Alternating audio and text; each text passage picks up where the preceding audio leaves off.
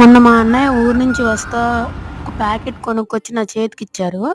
ఏంటా ఈ ప్యాకెట్ అని చెప్పి మొత్తం విప్పి ఆరబోసాననమాట. సో, తీరా చూస్తే ఇవన్నీ రాళ్ళే ఉన్నాయి.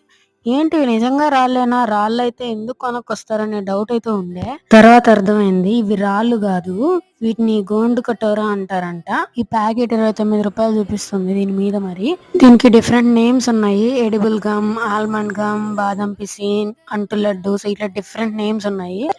సో నేను ఇప్పుడే వింటున్నాను. దీని మీద కొంచెం రీసెర్చ్ చేస్తే అర్థమైంది ఏంటంటే దీనివల్ల చాలా యూజెస్ ఉన్నాయి. దీన్ని సమ్మర్ లో మంచి కూలెంట్ గా వాడతారంట. వేడి తగ్గించుకోవడానికి డ్రింక్ లో వాడుకోవచ్చంట. బ్లడ్ షుగర్ కంట్రోల్ కి వాడుకోవచ్చంట. అండ్ వెయిట్ లాస్ కి, స్కిన్ హెల్త్ కి, పోస్ట్ ప్రెగ్నెన్సీ వెయిట్ లాస్ కి, అండ్ కాల్షియం ఇంప్రూవ్మెంట్స్ కి, సో ఇలాంటి వాటి కోసం దీన్ని వాడతారంట.